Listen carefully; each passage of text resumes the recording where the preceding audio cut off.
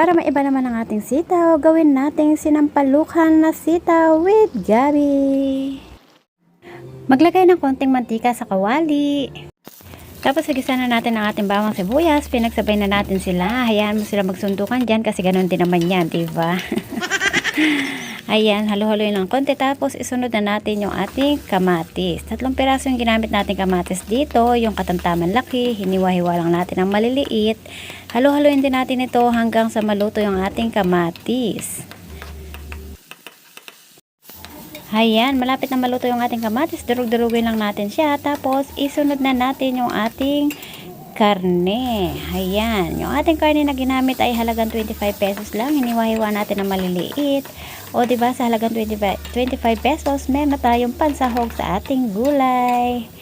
Ayan, halu-haluin natin yan. Tapos, pwede na natin siyang lagyan ng isang basong tubig. Much better kung ilalagyan na tubig yan yung pinaghugasan ng bigas. Takpan natin ng 5 minutes. At tapos niya, pwede na natin ilagay yung ating gabi. Akalain mo ba naman yung gabi natin? Nabili ko pa yan ng December 30, 2023. O diba, nakakaawa si gabi.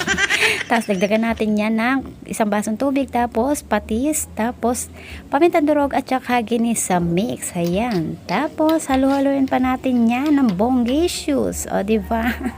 Tapos isunod na natin yung ating Knorr sinigang with gabi. Ayan yung ating ginamit at hindi purong sampalok para mas masarap. O diba, haluin natin ng konti. Tapos takpan natin ulit ng 3 minutes. And then luto na yung ating gabi. Kaya pwede na natin ilagay yung ating sitaw. O sinabay ko na dyan yung ating siling green. Ayan, halu-haluin natin na maayos yan para ma-mix yung nilagay nating mga sangkap sa ilalim. Much better sana kung yung pinaghugasan ng bigas yung ating ginamit na tubig dito para mas malasa at mas masarap yung ating sabaw. Kaya lang hindi na tayo nakapagsayang dahil meron pa tayong natirang kanin kaninang umaga. Ayan, kaya ang ginamit na lang natin tubig ay yung tubig natin sa gripo. Pero masarap pa rin naman yan, diba? Depende yan sa nagluluto. Dinagdagan pa natin ng kalahating basong tubig. Takpan natin ng 5 minutes. Ayan. So, kailangan half cook lang yung ating sitaw. Kasi mawawala yung sarap niya. Mawawala pa yung healthy niya, diba? Ayan, halu-haluin lang natin yan ng maayos. And then, syempre, luto na yan. Ayan, para lang mag-mix yung ating ingredients na nilagay ng maayos sa ating sitaw.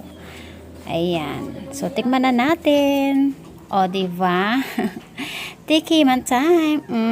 Ang sarap. O, tara mga mare, kain na tayo ng lunch.